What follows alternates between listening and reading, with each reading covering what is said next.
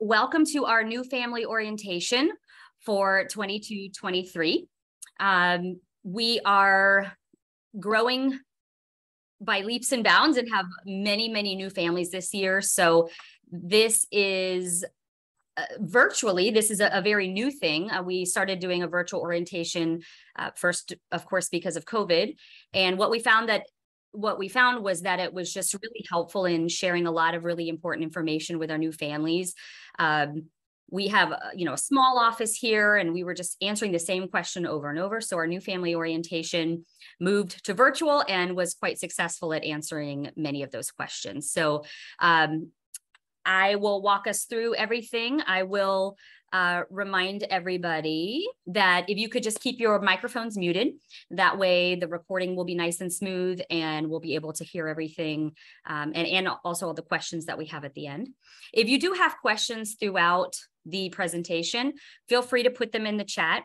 We have other members of our admin team, which I will introduce to you shortly. And they are more than qualified to answer the questions as well. So, of course, you can also save it for the end. We will have a Q&A at the end as well. So if you'd rather do that. And just as a last reminder, we are recording this session because it will be placed on our website and viewable. The first thing I'd like to do is introduce our admin team. We have several of these individuals joining us tonight. The first of which is our head of school. She's on here, Miss Melanie Humanansky. Miss Humanansky is an alumni of Bayshore Christian School, as well as her husband and her two children, who are both graduates from the University of South Florida. We've got Shane Ross, who's our Dean of Students, as well as our athletic director. We've got Angie Bailey, who's our Dean of Administration. Many of you who are entering in preschool or elementary have completed the learning inventory with Miss Bailey, and you know firsthand how sweet and kind she is. She has been here for about 30 years. We've got Miss Stenholm, our guidance counselor. She is mainly a big resource for our high school families who are preparing for, college applications and the college admissions process. She does also help create student schedules and will ensure that our high school students are on the correct track for graduation. So she's a wonderful resource and is available part-time Tuesday, Wednesdays, and Thursdays. So if you are looking for her on a Monday or a Friday, just know that she will get back to you on one of those days that she is in the office. We've got Miss Sarah Lockhart, who is our administrative assistant in the office. She is also a graduate of Bayshore Christian School, and she's on our call today as well. We have Marlo McNamara, who is our receptionist. So Marlo joined us last year. Was it just 1 year, right? It feels like she's been with us forever, but I think just last year. And so she is also one of the individuals besides Sarah and Allison, who we'll talk about in a second, that will be answering the phones and will be that voice that you hear when you first call the school number. Marlo is also in charge of lunches, so the school lunch ordering process. So many times you'll receive information from her about that. She also has taken over the immunizations and health forms for new families. So many times, I know most of you have uploaded them or emailed them to me, but they can also be emailed directly to Marlo. If you emailed them to me, that's totally fine. I'll send them straight to her. We've got Allison Humanansky. I'm not used to calling her Allison. She goes by Allie. I'm not sure what she'll want to be called here in the office, but she is a graduate of Bayshore Christian School and just graduated in December with her degree in marketing, mass communications from USF. So we're so happy to have her. She does a little bit of everything, but she's an expert in all things digital with regards to our social media and our website and things like that. And then, of course, there's me, Maddie Valdivia. So I'm our director of admissions, and many of you, obviously, I've met most of you, but there are some of you I have yet to meet. So I look forward to getting to know you all very soon. I wanted to make sure that you know this face right here. His official title is the Right Reverend Kevin Francis Donnellan. We call him Kevin, but you can call him whatever you'd like. He is the president of our school board. So like any independent school, we have a board of directors that helps lead and guide our school to the next level of wherever we're going to be in a few years. They're our long range planners. And as chair of our board of trustees, Kevin is directly involved with a lot of our daily operations, not necessarily in the day-to-day, but he is constantly meeting with our head of school and being informed of how we're growing and what things are changing, which lately has been a lot because we are growing and changing so much. He is always available to parents. He completely understands our world. He was a teacher as well, I believe, at a private school. So he understands, what you're going through as a parent. His son graduated from here not too many years ago, actually. And his email address is here on the screen, but it is also available on our website. So you're welcome to, at any time, go to that page of our website and contact him if you have questions or concerns. He will always hear your case. And this is always a good thing to kind of focus in on when we're starting the beginning of a school year, our vision and our mission. We always want to make sure our parents are on the same page with regards to these very important things. So our vision, we are shaping young people in Christ to make an impact in the world. Our mission has really not changed much over the 50 years that we've been in existence. So currently it's Bayshore Christian School challenges, develops, and empowers students for leadership by following the example of Jesus to grow in wisdom, stature, and in favor with God and man. And that's from Luke 2:52. We also have our verse. Every year we have a different verse that is prayerfully and thoughtfully considered for the school year. And the verse for this year is, follow God's example, therefore, as dearly loved children, and walk in the way of love, just as Christ loved us and gave himself for us as a fragrant offering and sacrifice to God. And that's from Ephesians 1:5-2. I think we can all agree that we could see a little bit more of God's example in humanity, and certainly walking in the way of love. So we're excited to have that be kind of our verse for this year and what we can all work towards. Most of you, obviously, if you're getting this email, you have enrolled, you've been in your family portal, and hopefully you've been able to kind of snoop around and see the capabilities that are there. We are going to do an official training on a Facts Family Portal and on Microsoft Teams, and I'll give you that information in just a second. But I did want to point out one thing that I think most people will use on a fairly regular basis, and that is the web forms section under the school section of the family portal. That is where you're going to upload or update any contact information when you need to. That includes, addresses and phone numbers, of course, which we always want to have up to date, especially phone numbers, because in the case of an emergency or even just an injury or illness, we need to be able to contact you as soon as possible. Also, emergency contacts. Throughout the course of the year, you will want to add or remove emergency contacts or authorized pickups. And keep in mind, emergency contacts are different than authorized pickups. Some people, like a grandparent who lives in the area, they might be both. They might be an emergency contact that we can contact if we're unable to reach you. But they might also be available to pick up and be allowed to pick up and transport your child. So we always want that information to be up to date. When you make changes to the web forms, just know it sometimes doesn't automatically update in the system. So you might update your address, log out, log back in, and it's still the old address. We have to approve any changes made to our database. So just know that it happens about once a week. Everything will sync up and you'll see that new information. But I just wanted to let you know that's how that works. And Microsoft Teams is our learning management system. So we use it predominantly for 2nd through 12th grade, but kindergarten and 1st grade, they will have some work that we'll kind of try to introduce them to Teams and make sure it's not totally foreign to them when they go to 2nd grade. Microsoft Teams does only have a student login. So you as a parent will not have a Teams login, but you are able to, if you would like to stay on top of things, you can log in as your child.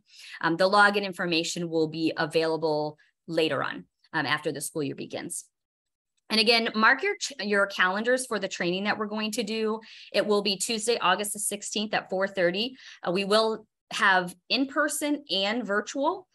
So you will be able to join via Zoom, or we'll have it somewhere here, probably in the library, I think, but we will give you some more information about that later.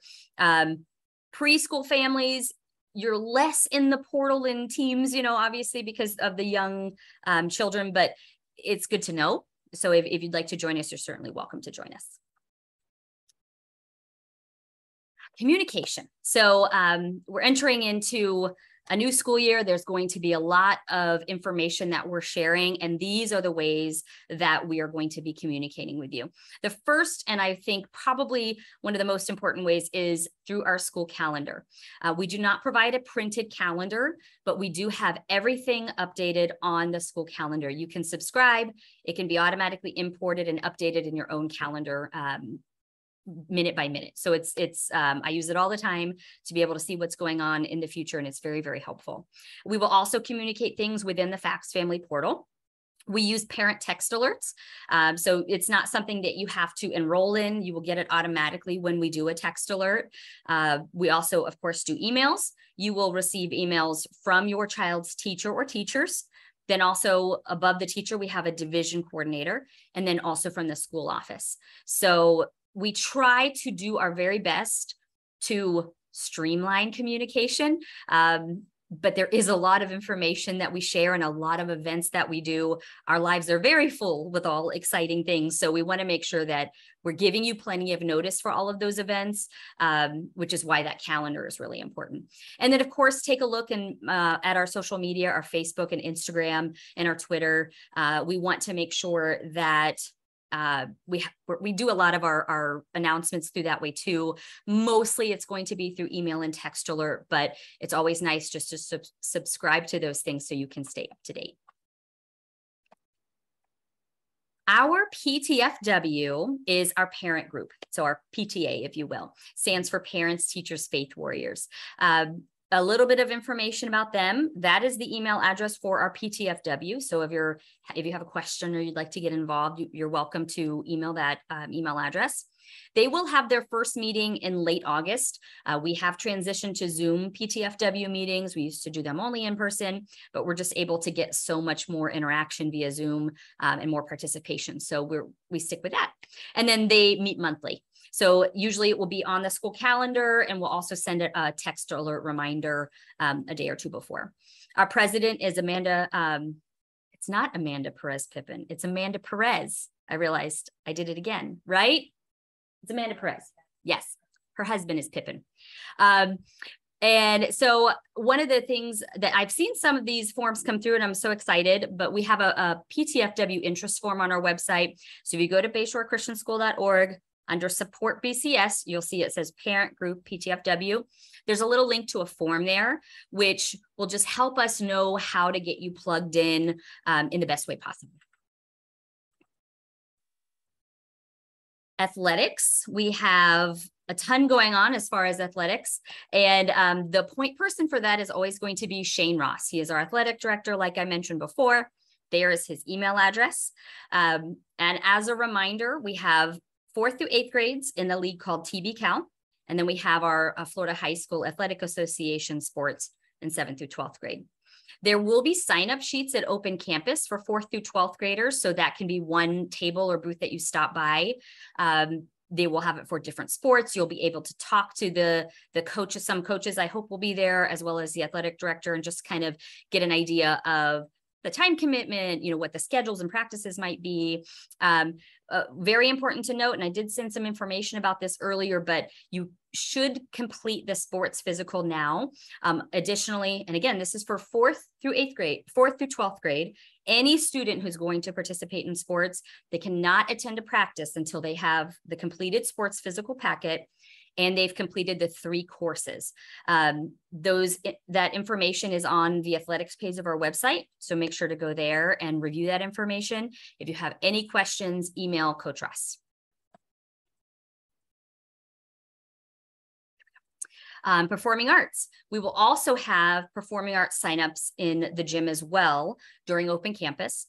Our performing arts director is Mr. V. His full name is Fernando Valdivia, but he goes by Mr. V. That is his email address. I will tell you, all of our staff members will be listed on our website, and their email addresses will be there as well. You can also find them all in the family portal. So once all of the students have been assigned to all of the classes, which generally we're on track for having that all done very soon if it's not done already, you'll be able to see the teachers' names and their email addresses there as well. Grades 3 through 7 will be doing Annie, and auditions are coming up very quickly. They will be on Friday, August the 12th, so the third day of school. But you will sign up for a specific time slot. I believe the auditions will be from 3 to 6 or something like that. It is on our school calendar, but you will sign up for a specific spot for that day. And then grades 8 through 12 will be doing Into the Woods, which will be in the spring. So we'll give more information about that a little bit later in the school year. Let's get went too fast.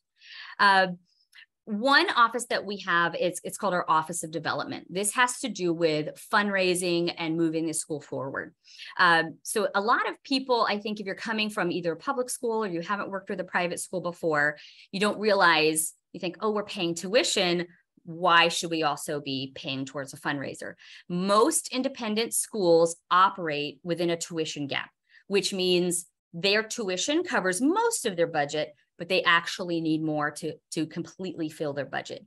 So our Office of Development works with several of our fundraisers. We do our annual fund, which is usually the first big fundraiser that we do. For the annual fund, we have, I wish I was a little bit more knowledgeable about this. I would share it with you. It's all on our website, but it does contribute to several different buckets. I'm doing okay. I've been stuttering all day.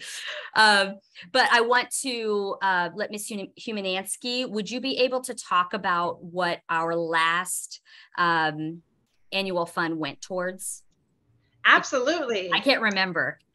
Sure. So the largest thing is that everyone will be able to see when you pull up to school on the first day is a brand new LED marquee. Mm-hmm. So power was attached yesterday. So we'll have a new marquee. It was a $36,000 purchase. Who knew signs were so expensive? So that was one element. We also purchased a great deal of new technology for the classrooms, and all of our students last year received new student desks, all of our classrooms.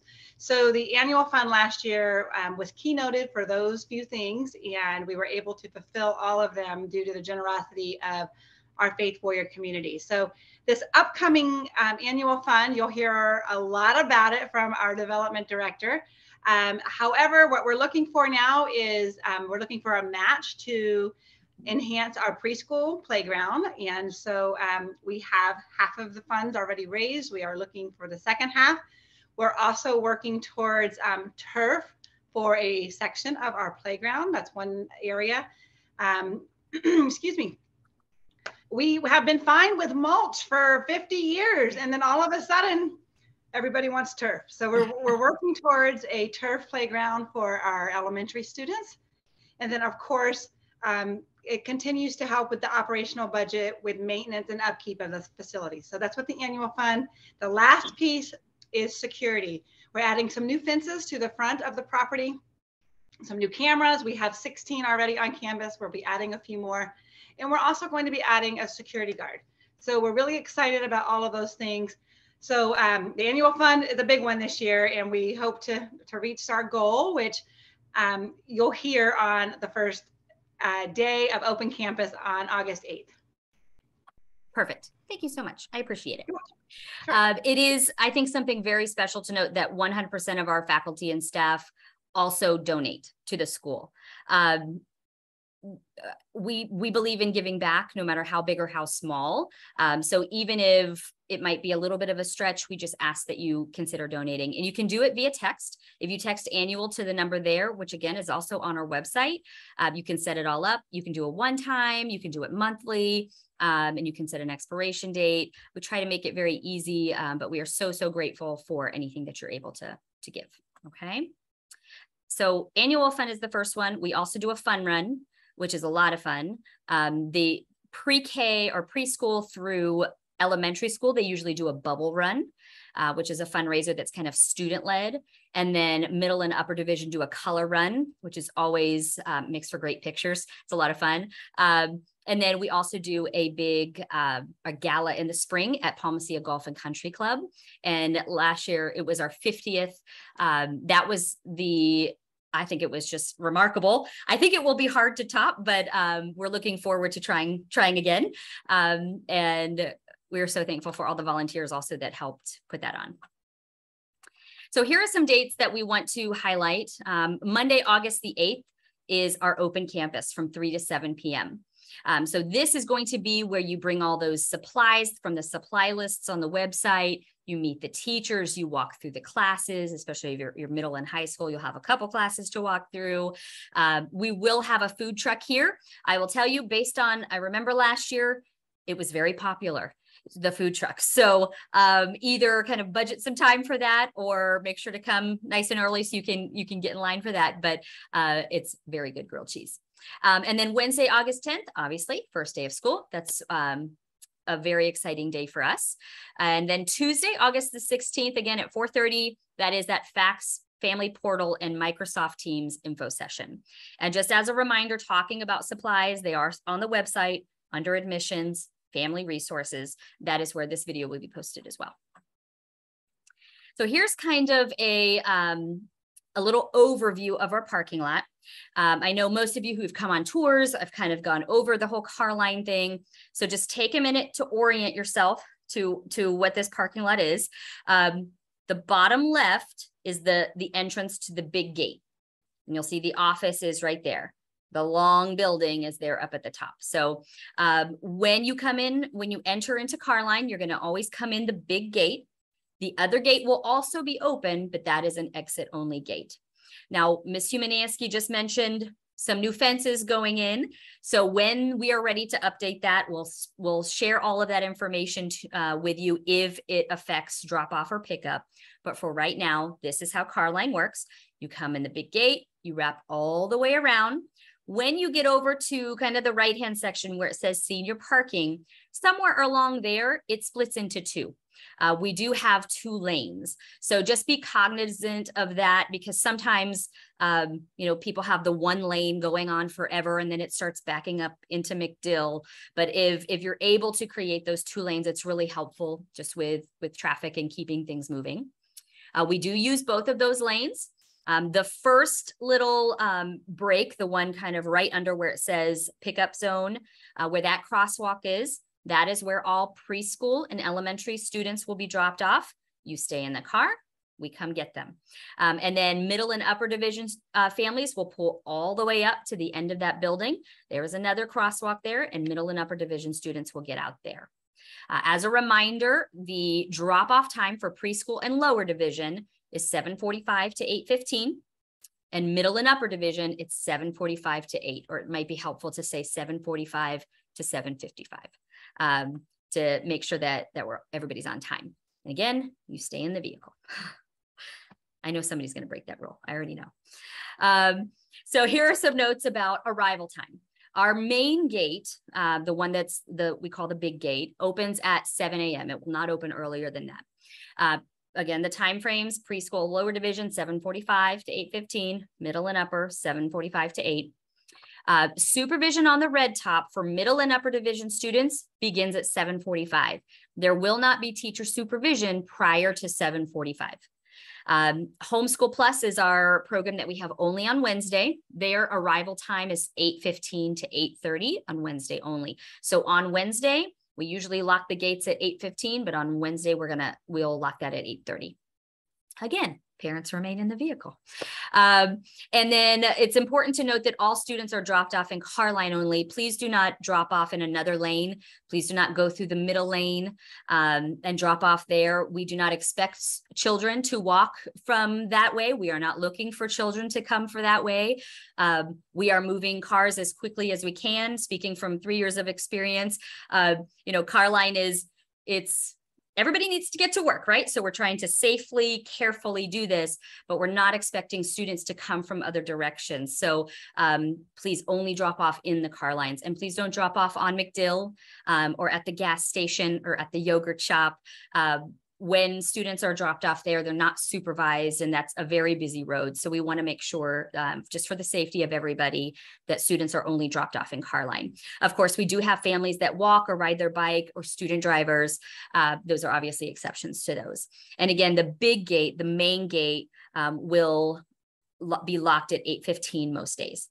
It is very important to note that to be on time, they need to be in class by the beginning of their class time. So that means middle and upper division, they need to be in their classroom with their teacher by 8 a.m. and 8:15 for preschool and lower in order to be considered on time. Arriving to the parking lot at 8:14, right before the gate closes, does not mean your child's going to be on time. Or just even in line for the car line. So please budget your time wisely. We had some issues with that last year with parents going, oh, I don't know why my child's tardy. They arrive at 8:14, their child spends 5 minutes at the locker. And then by the time they're getting to class, they're 6 or 7 minutes late. Class has already started and they've missed some instruction. So we want to make sure that they're in their classroom by 8 or 8:15.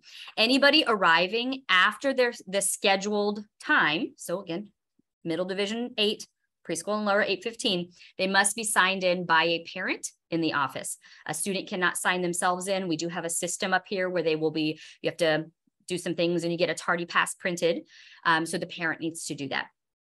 It's important, and it will help everything go very smoothly. And then our student parent handbooks are available on our website. There is a separate one for preschool and lower, and then there's one for middle and upper. It's under, I think, student life and then handbooks. We do ask that these are required reading for all families. These handbooks are so informative, they will answer almost any question that you can think of. We do also review it every year. So we're in the process of reviewing that, and we'll have the new one posted by the first day of school. But we want to make sure you know that's there. Please go and review it. I know it's not the most exciting reading, but it does have really important information about how we function as a school and our expectations for both students and parents. Notice about before and after school care. We have our regular school day. We also provide before school care as early as 7 a.m. and that is K2 through 5th grade. And then we have our after school care program for children in K2 through 8th grade. And that does go until 6 p.m. There is separate information about that on our website. Under student life, there's an entire page dedicated to before and after school. That is where you fill out the form if you're doing our after school program. If you scroll down below all of the vendors that are listed, then you'll see the form.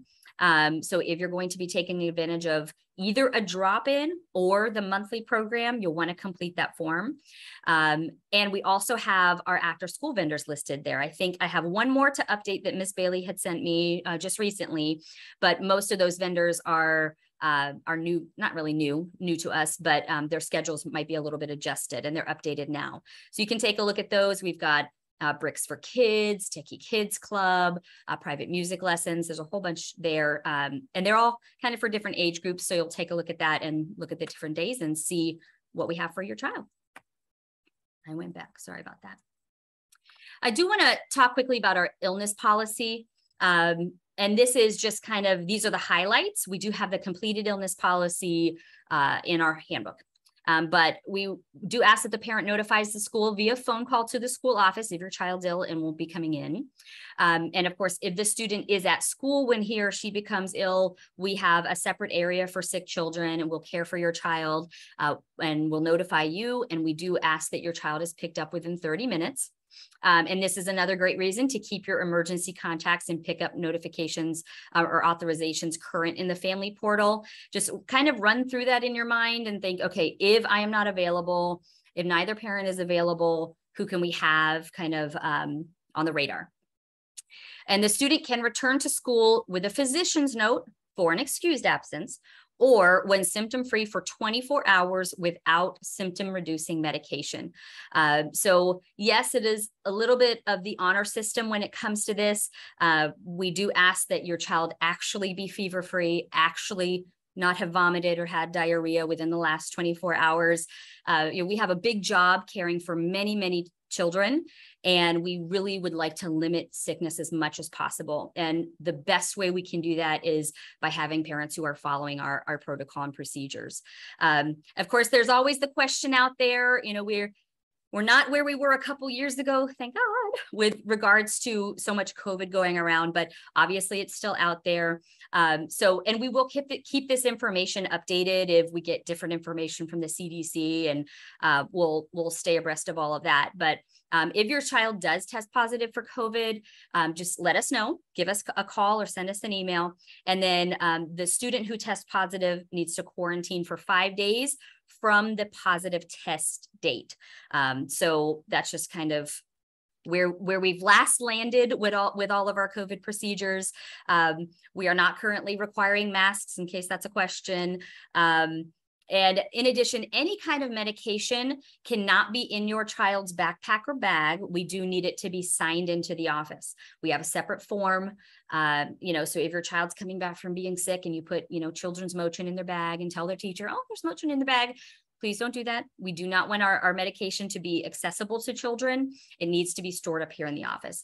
The exception to that is going to be EpiPens, and then the other one that it's another emergency injector. I can't remember the name, but those are obviously stored in the child's classroom, and but they still need to be signed in. We still have a separate form for you to complete for that. Okay. And then lost and found. We're constantly finding wonderful items. And so if we do find an item and it is not labeled, it will be placed in the lost and found, which is located on the red top. There's a stairwell and there's a closet underneath. That's where it will be forever, not forever, until the end of the quarter or the end of the semester. So we will purge that closet. I'm asking you the number one thing that we find in there are fleeces, the Bayshore fleece. Those are expensive items. And I can tell you probably 10 or 15 kids that wore it once, it wasn't labeled. They take them off when they get hot, which is usually either on the red top, on the playground. They take it off, they leave it, they completely forget about it. So you want to make sure that everything is labeled. If we do have a large amount of items at the end, clothing, we'll wash them. They'll go to our used uniform store. And we don't want you to have to buy back your own fleece that you already paid for. So please label everything.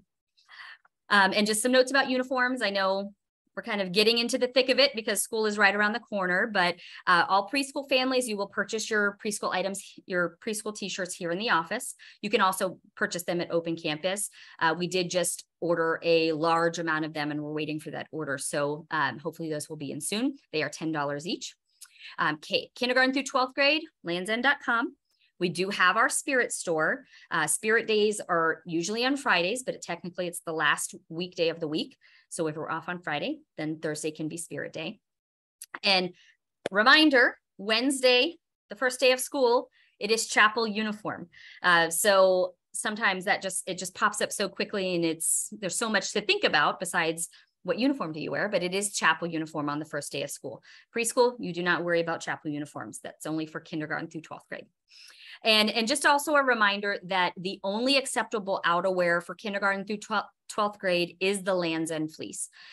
So they can't just wear whatever jacket, or they can't wear a hoodie, they can't wear those things.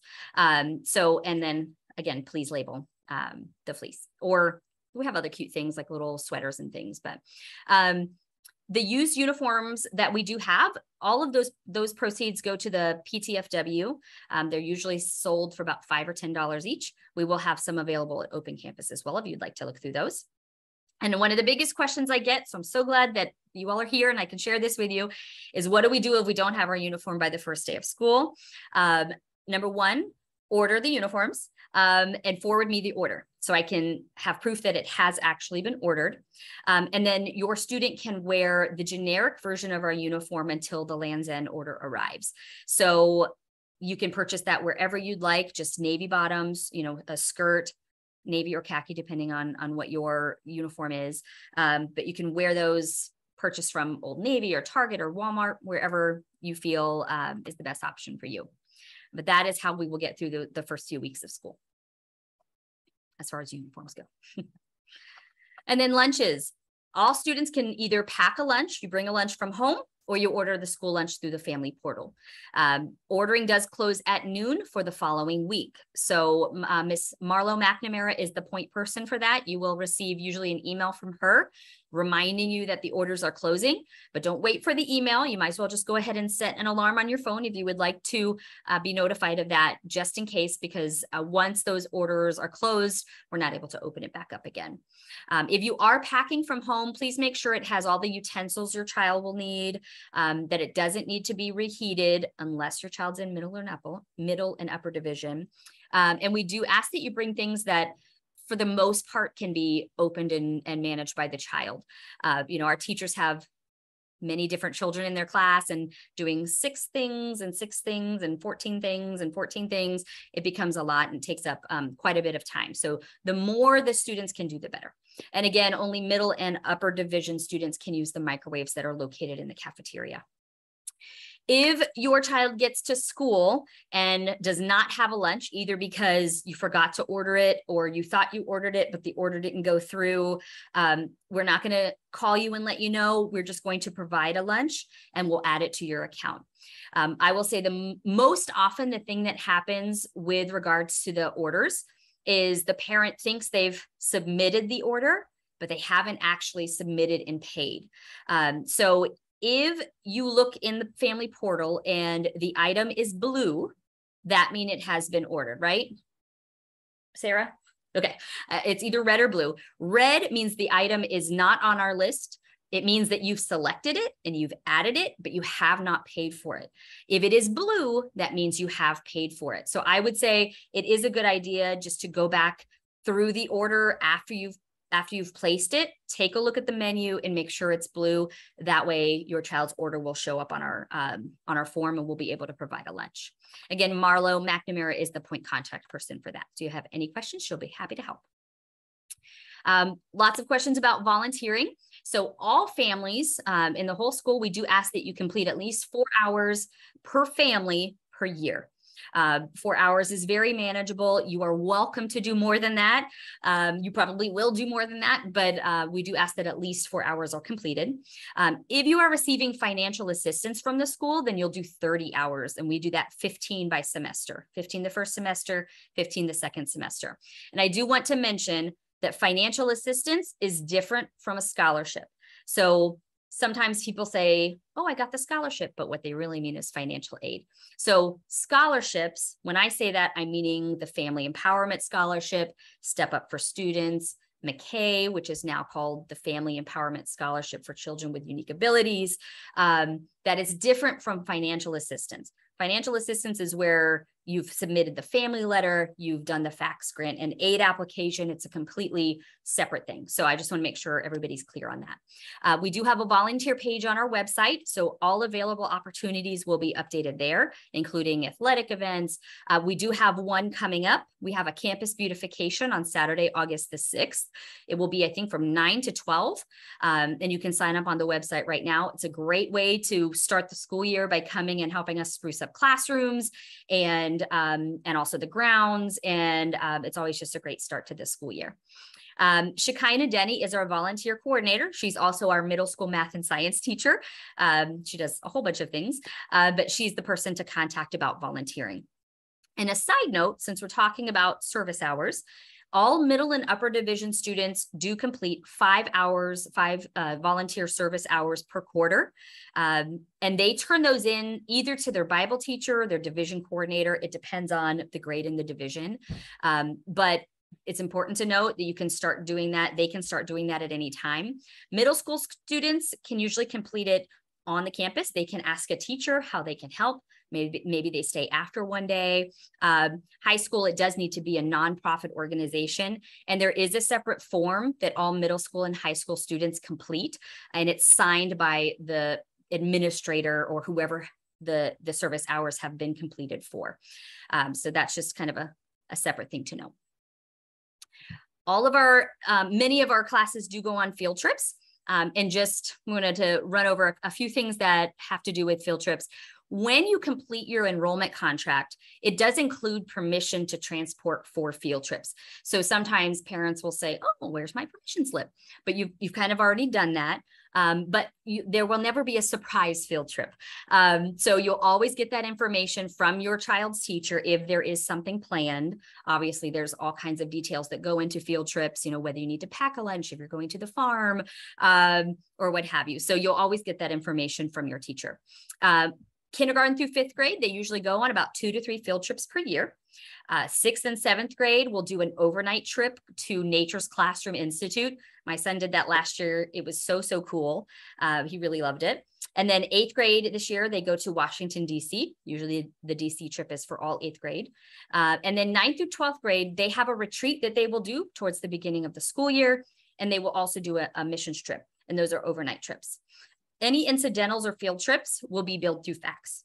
Okay, so we're going to go over a little bit about billing because I want to make sure I answer some questions. In general, we are a cashless school. So we're trying every year, we make a little bit more progress in dealing with less cash. So just note that there's are very rare occasions where where a teacher would ask for cash, but in general, we are cashless. There is a 10-day window for all charges added to your account.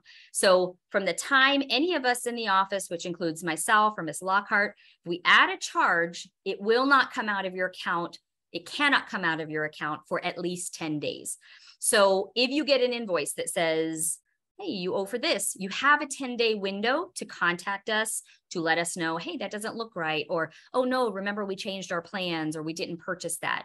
But that 10-day window is built in there for you to be able to communicate with us, just to make sure you have plenty of notice. And when you do get an email from fax with an invoice, please go all the way to the bottom. It is a very long email, and I don't really know why, but the little description for what the invoice is usually at the very bottom. So we have an account called miscellaneous, which is, you know, if we have certain things that you purchase throughout the year, we'll usually put it in miscellaneous. The description for all of those is going to be at the very bottom. Snack bar. So we do have a snack bar. We have a concession stand that is available for kindergarten through 12th graders. It is not available for preschoolers. It is the way it works, it's only a prepay account through fax. So you'll see in the family portal, there's your whole financial section. You'll go to the prepay account section and click add funds.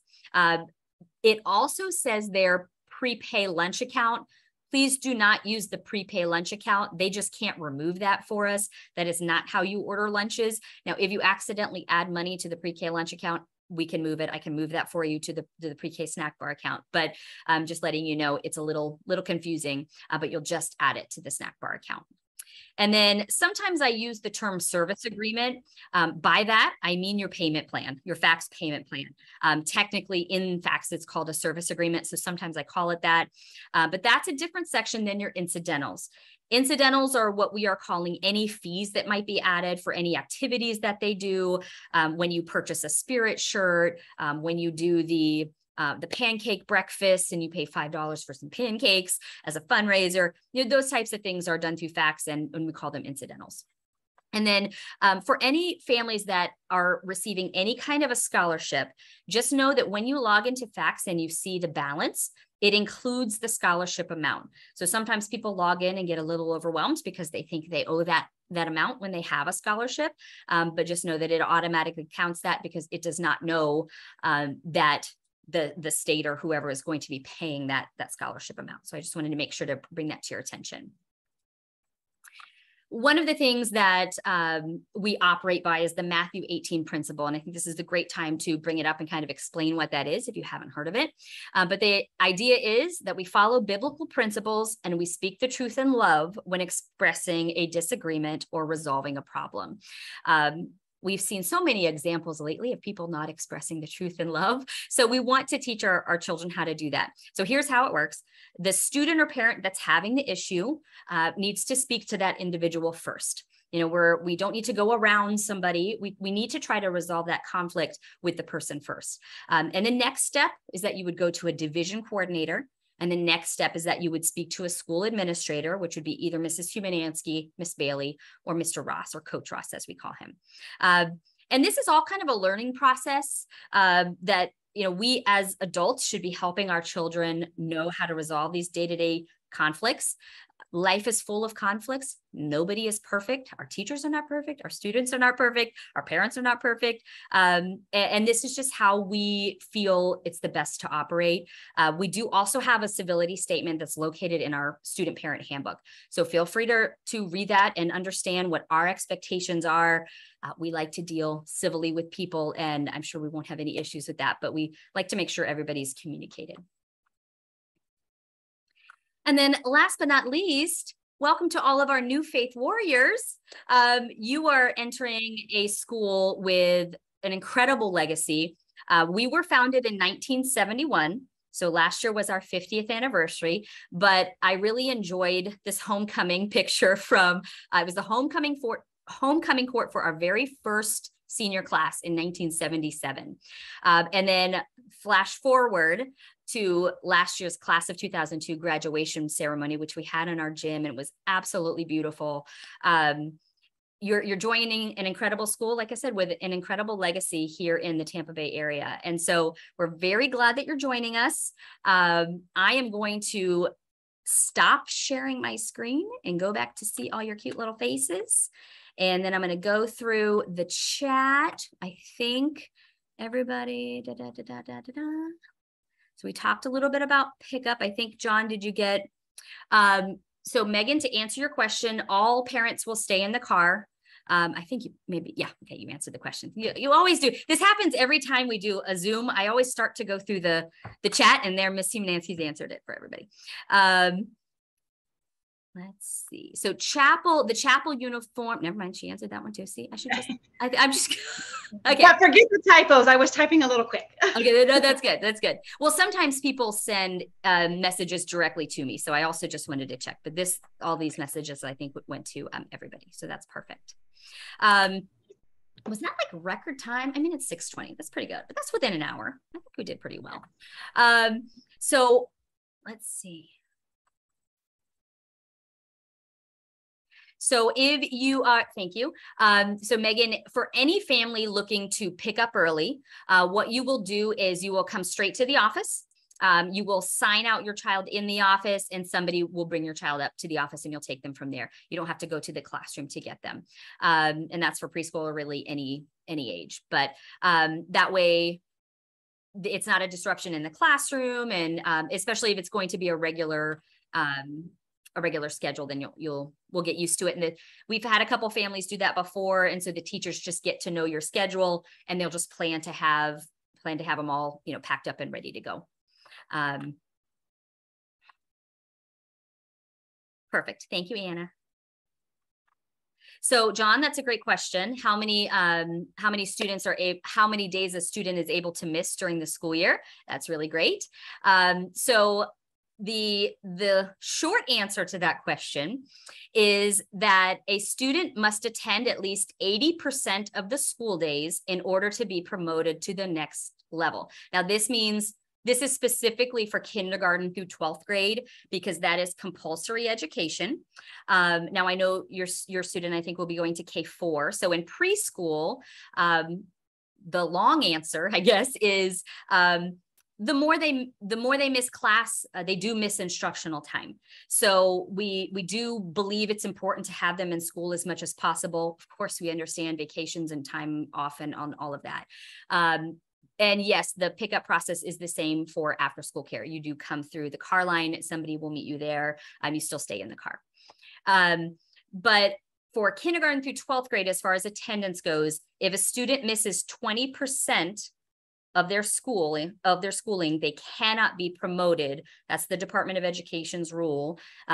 They just have not attended enough school to be promoted to the next class. So especially for kindergarten through 12th grade, make sure your child's at school as much as possible and on time. The way the schedule works this year, our preschool and elementary, we give you until 8:15. They do have some specialty classes, some co-curricular classes that start at 8:15 on the schedule. So if your child is routinely coming in late, they're just going to be missing some really cool things and instruction in general, even if they are in the classroom. So, and we believe in routine, consistency is really important, especially for young children.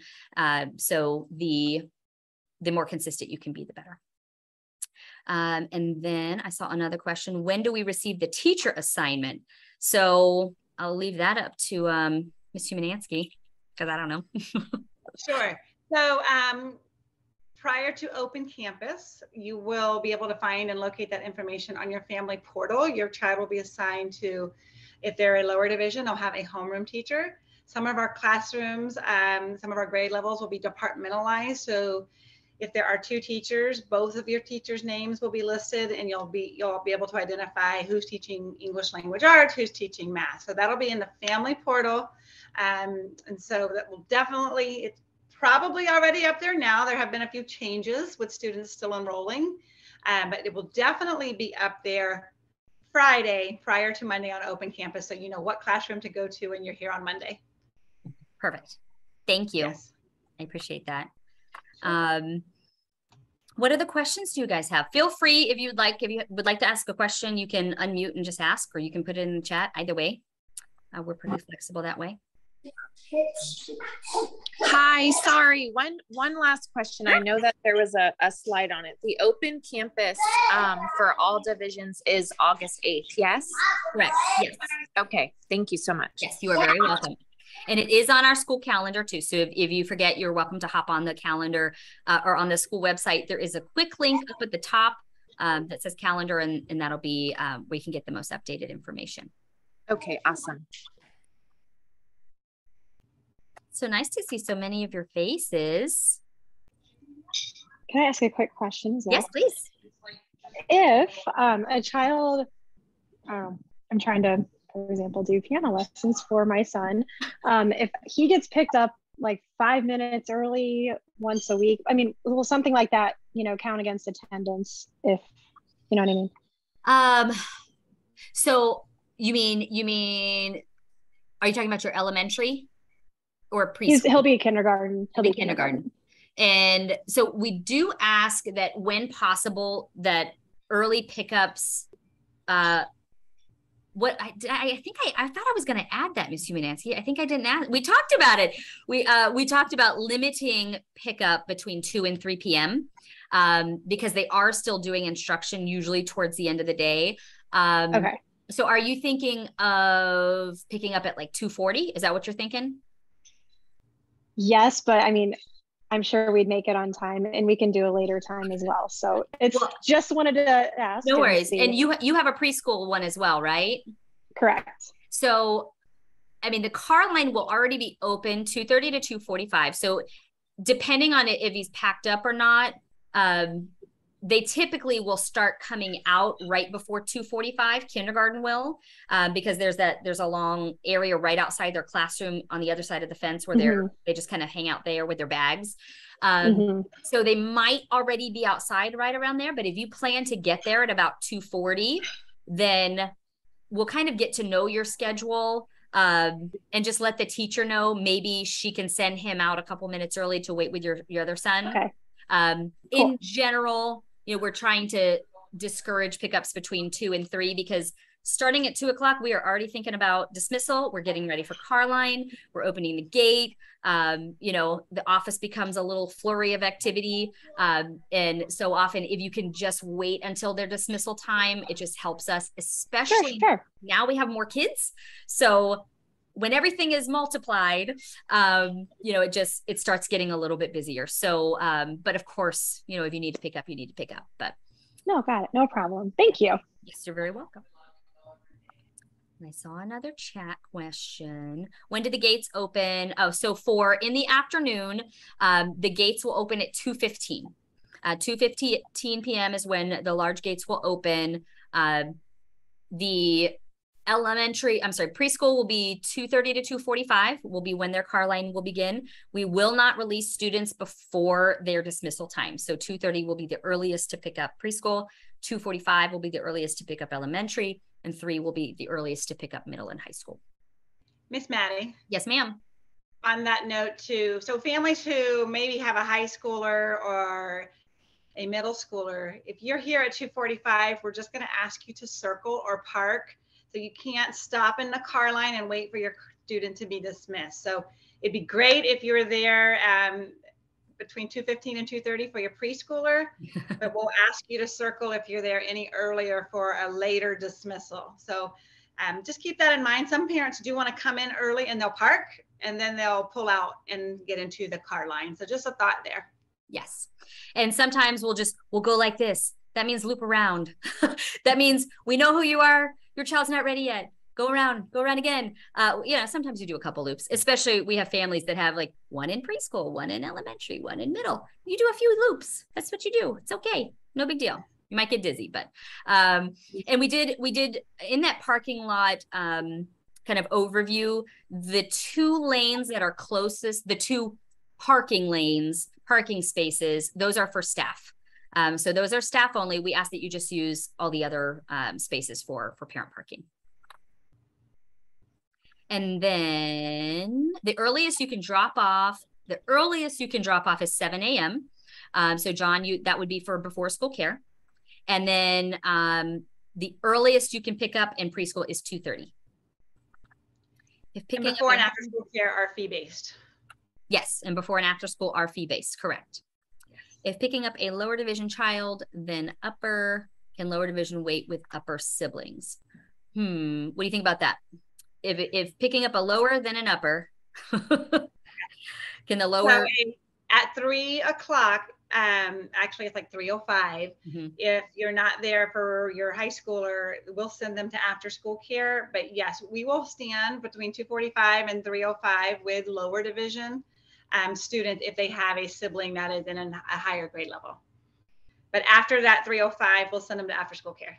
Yes, because the main part of that is that our teachers, who are the ones who manage the pickup and the car line for the elementary students, at 3 o'clock, they have to go wrap up their classrooms. They have to go complete their classroom activities, and then they get to leave. So the longer elementary school students are there, older children need a little bit different supervision than the younger ones. So those elementary teachers do need to go. But it's at the beginning, it's always an adventure. The first few days, you won't know what you're doing, and it's okay. It's totally fine. We know what we're doing. So we got you. But you'll get the hang of it, and you'll kind of figure out the ebbs and flows. The reality is we do have more students this year. I was trying to calculate how many more cars per division. And I was looking at elementary. We have a lot of elementary students. So, but also we have a lot of students in before and after school care. So not every student is being picked up at the same time your child's being picked up. So, just drive slow. That's my other thing. That's the other very important thing to mention. We have students, we have children. What was that? And don't be on your phone. Please don't be on your phone in the parking lot. I know you're busy. We know you have things to do. I get it. I like Instagram. It's fun. But when you are in our parking lot, just think, this is really important. What will happen if I hit a child? Okay. That's, it's the scariest thing, but you need to actually think that could happen, because we have people all the time not paying attention. We have people, driving a little too fast. And I will say something to you, and I'm very nice, but I will say, hey, we're not afraid to do that. We care about our kiddos. And we care about our teachers. Correct. A student doesn't go to Carline if they're going to after school care. That is absolutely correct. So at the beginning of the school year, we'll know who is signed up for after school care and who is signed up or who's going to Carline. Usually the teachers handle all of that in their classroom as well. They know who goes to after school care. Those children will go straight to after school care. They won't need to wait outside. And then if you normally pick up in Carline and you shockingly forgot because maybe you got stuck in a meeting or you got stuck in traffic, things happen all the time.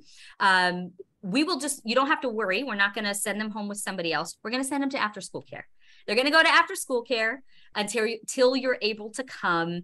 And yes, for walking and picking up a child, if you are walking in, yes, we have walkers all the time. They'll usually come in like the smaller gate area, the one that's right in front of the office, where the steps are, and you can just come in that way. And there's usually a teacher or admin member up there by that gate, kind of at the end, like right by the office. So we'll help you kind of get in the swing of that as well. And that same thing goes with bikers. We have children that bike. We do have a bike rack over here by the office. So if you are close and you would like to do that, you're welcome to do that. We do ask, of course, that you also bring a lock so you can lock that up. Any other questions? Let's see. Oh, good. More questions. Let's see. So if a student has sports after school, they go directly to that practice or that game. All of that information will be communicated by that particular coach, but typically all of our practices are right after school. Sometimes the exceptions to that, maybe like our varsity boys basketball, they might have the girls practice first and then the boys practice. So while the girls are practicing, the boys have a study hall, or they might do weight room, or they might run. But the coach will have those activities all planned out. And usually with, especially like TB Cal 4th through 8th grade, you know, especially those cute little 4th graders that are doing sports for the very first time, they don't know where to go. It's okay. You know, we have the lists and the teachers will be notified so they know who goes where to what sport at what time.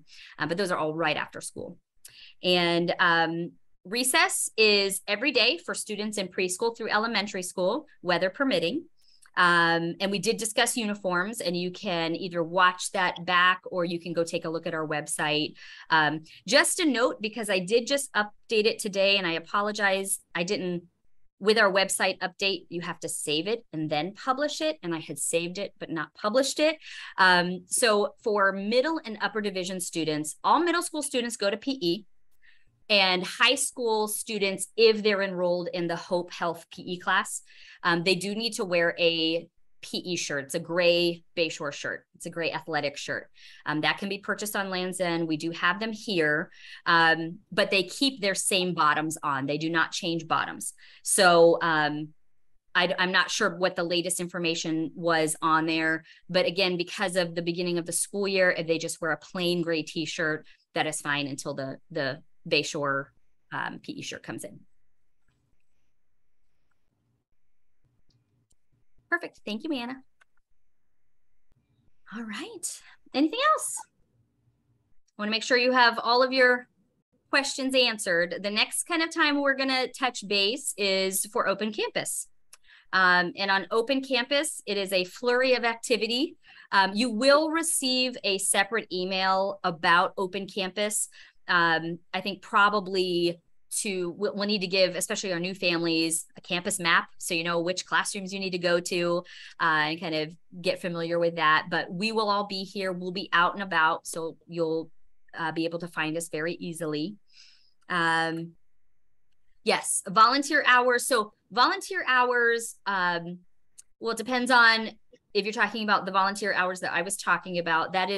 Those are hours completed for the benefit of the school.